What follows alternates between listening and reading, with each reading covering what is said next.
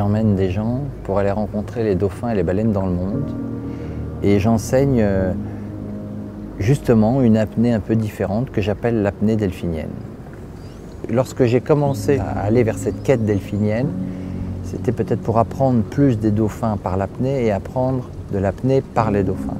J'avais cette sorte d'intuition qu'en les observant, en étant avec eux, eh bien, ça allait me mettre sur un chemin qui me parlerait vraiment. C'est plutôt une façon peut-être plus yin, peut-être plus féminin de voir l'apnée, où on va être plus dans l'accueil des sensations.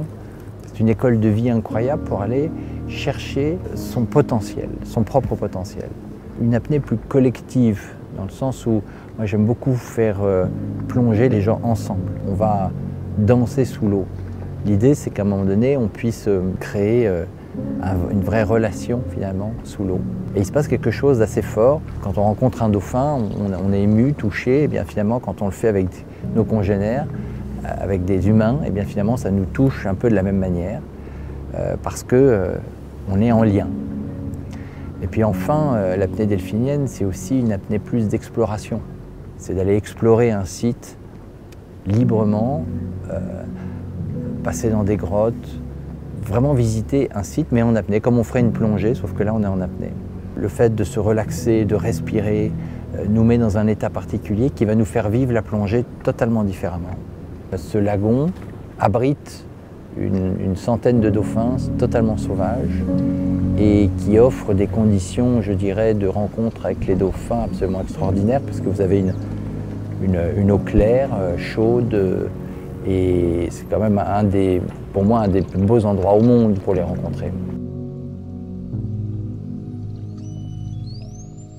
C'est un grand lagon qui fait à peu près 5 km de long, 600 mètres de large, et donc les dauphins chaque jour rentrent à l'aube pour venir se reposer, sociabiliser, être en famille. C'est un peu leur maison en fait. Ils rentrent là tous les jours normalement et puis ils ressortent le soir pour aller se nourrir la nuit en pleine mer.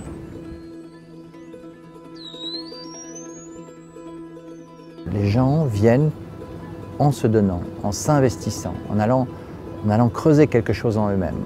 C'est comme ça que j'ai commencé à faire des thèmes pour justement apporter cet aspect engagé et authentique, donc au travers notamment d'exercices d'apnée, un travail sur le pont, des méditations dynamiques, en dynamique, un travail sur le souffle, un travail sur le corps. Prendre le temps d'aller voir un peu ce qui se passe en nous pour justement ensuite aller plus loin dans la rencontre. Je me suis rendu compte qu'il y avait aussi des gens qui venaient parce que rencontrer un dauphin prenait un sens beaucoup plus puissant. C'était comme un départ vers une vie plus vraie. Ça réveillait quelque chose. C'est l'aspect profond de la rencontre. Je crois que le vecteur de l'émotion est essentiel en fait. Parce qu'il se passe vraiment quelque chose de fort, il se passe vraiment une magie qui à un moment donné nous fait rencontrer l'autre différemment avec, je crois, une dimension de cœur. Parce que je crois que c'est vraiment ça aussi, c'est qu'il y a une recherche d'amour au fond, au travers de tout ça bien évidemment.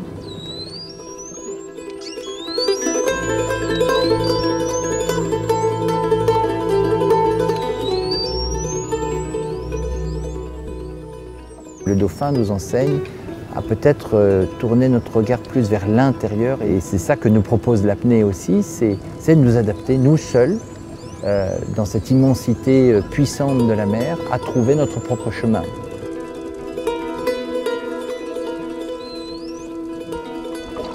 Ça nous apporte vraiment une ouverture de cœur, une ouverture qui peut vraiment à un moment donné nous faire aller vers « ok, qu'est-ce que je veux vraiment dans ma vie ?»